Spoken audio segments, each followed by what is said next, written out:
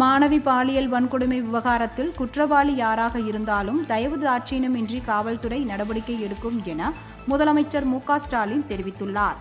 தமிழக சட்டப்பேரவை கூட்டத்தொடரின் 3ஆம் நாளான இன்று அண்ணா பல்கலைக்கழக மாணவி பாலியல் வன்கொடுமை தொடர்பாக கொண்டுவரப்பட்ட கவனஈர்ப்பு தீர்மானத்தின் மீது முதலமைச்சர் மு.க. ஸ்டாலின் பதிலளித்து பேசுகையில், மாணவி மீது நடத்தப்பட்டிருக்கக்கூடிய பாலியல் வன்கொடுமை என்பது மாபெரும் கொடூரம். அதை யாராலும் நிச்சயம் ஏற்றுக்கொள்ள முடியாது. இது குறித்து உண்மையான அக்கறையோடு பல உறுப்பினர்கள் பேசினர். இதை பயன்படுத்தி இந்த ஆட்சியின் மீது தவறான எண்ணத்தை உருவாக்கும் நோக்கத்தோடும் சில உறுப்பினர்கள் பேசியிருக்கிறார்கள். யாருக்கு என்ன நோக்கம் இருந்தாலும் பாதிக்கப்பட்ட பெண்ணின் பக்கம் நின்று அவருக்கு சட்டப்படி நியாயத்தை பெற்றுத்தர வேண்டும் என்பதை தவிர தமிழக அரசுக்கு வேறு எந்த நோக்கமும் இல்லை என்றார்.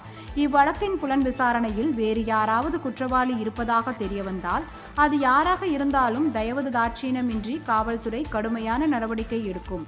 அதில் எந்த மாற்றமும் இல்லை என்று கூறினார். யார் அந்த சார் குற்றம் சாட்டுகிறீர்களே, உண்மையாக அதற்கு உங்களிடம் ஆதாரம் இருந்தால் உயர் நீதிமன்ற உத்தரவுப்படி அமைக்கப்பட்டுள்ள சிறப்பு புலனாய்வு குழுவிடம் கூறுங்கள்.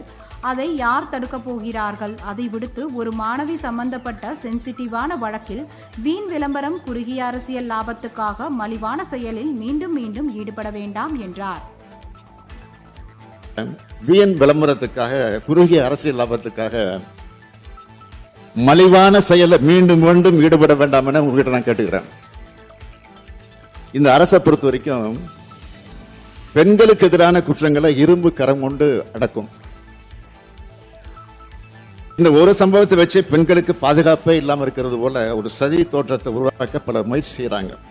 நான் நிச்சயமா சொல்றேன், இது மக்கள் மத்தியில் நிச்சயமா ஈடுபடாது.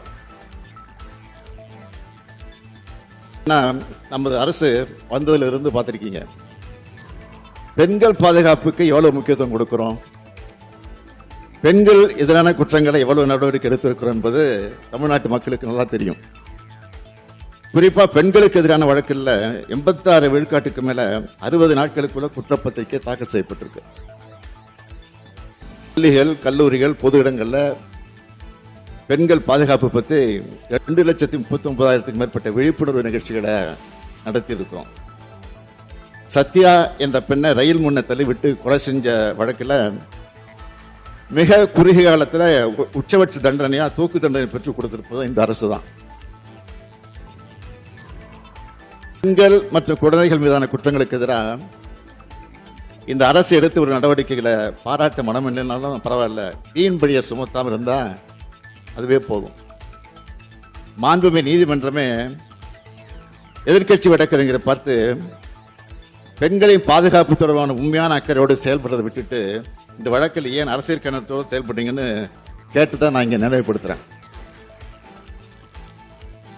நீதிமன்ற அறிவுரையை பின்பற்றி வீண் அரசியலை தவிர்த்தால பெண்களுக்கு பாதுகாப்பு கொடுப்பதற்கு பேருதவியாக இருக்கும்னு தெரிவிச்சுக்க விரும்புகிறேன்.